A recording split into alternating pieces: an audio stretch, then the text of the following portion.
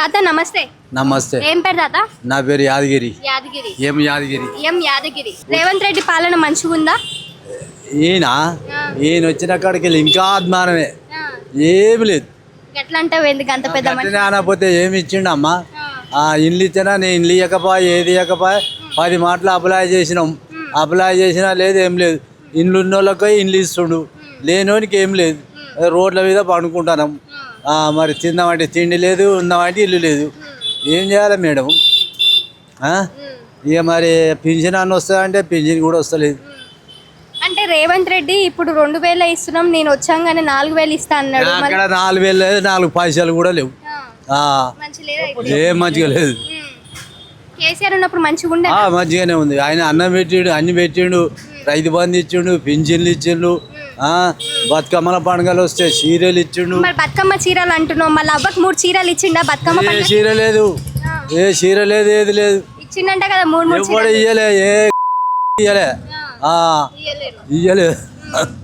మంచిగా చేసుకున్నారా బతుకమ్మ పండుగ మొన్న? మంచిగానే చేస్తారు. ఇక ప్రజలంతా మంచిగా చేయకపోతే ఎట్లుంటది మేడం? మంచిగానే చేసుకున్నారు. కానీ ఆ కేసీఆర్ అన్నప్పుడే ఇచ్చిండు మంచికి 2 చీరలు 3 చీరలు.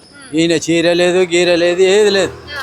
కానీ ఈయన మంచిగా చేస్తుండంట కదా. ఏం మంచిగా మస్తు సంతోషం. ఏమున్నది? ఆయన చేసింది ఏమున్నది? కట్టిన ఇల్లు కూలగొట్టాలి కథ. ఇక మొత్తం ఏంటంటే 30-40 ఏళ్ళ కింద కట్టుకున్న ఇల్లు కూడా కూలగొట్టిండు. వానికి లేదు, మాకు లేదు, ఎవరికి లేదు. ఉన్నది పోయింది, చేసుకున్న పిల్లం పోయింది, ఉంచుకున్న భార్య పోయింది. మరి ఏం చేస్తాం మేడం? ఉన్నది ఉన్నాడు చెప్పాలి. ఫ్రీ బస్సు పెట్టిండు, పని లేక పెట్టిండు ఫ్రీ బస్సు.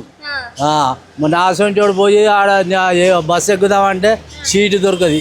జర లేమ్మా నేను కొంచెం అంటే పోవా పో అంటారు లేడీస్. మరి సీటు కూడా ఎత్తలేరు. అది పని లేక పెట్టిండు మేడం. ఇప్పుడు మళ్ళీ ఎలక్షన్స్ ఉన్నాయి కదా, దానం నాగేంద్ర ఇప్పుడు మళ్ళీ పోటీ చేయడానికి తయారైతుండు. ఓటు వేస్తారా దానం నాగేంద్రకి?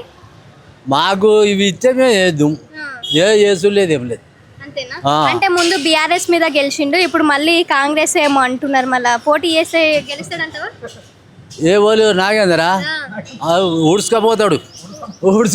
ఏమోలే అంత పెద్ద మాట అంటే. మరి అనకపోతే మాకేం సాయం చేసిండు అని చెప్పాలా మేడం? ఏం సాయం చేసిండు? నాగేందర్కి 2 మాటలు ఇచ్చిన పేపర్లు పింఛనొత్తలేదు సారు. ఎమ్మెల్యే సారే కదా ఈ కర్తబాద్కు. ఈడ ఒకటి, మళ్ళా మైదాల్లో ఒకటి, ఆడ మీటింగ్ అయితే ఆడ పోయి ఇచ్చిన, ఈడ ఇచ్చిన. అరే వస్తుంది పెద్ద మనిషి, వస్తుంది. ఏదో తొందరపడక వస్తుంది. ఇప్పుడు 6 సంవత్సరాలు. మన సీఎం ఎవరో తెలుసా నీకు? ముఖ్యమంత్రి ఎవరో తెలుసా? ఏడా మనకి తెలంగాణ రాష్ట్ర ముఖ్యమంత్రి ఎవరు? ఈయనే. ఏం పేరు ముఖ్యమంత్రి పేరు? నాకు తెలియదు. నీకు తెలియదా? హైదరాబాద్ లో ఉంటివి, మొన్న ఎవరు కొట్టేసినావు?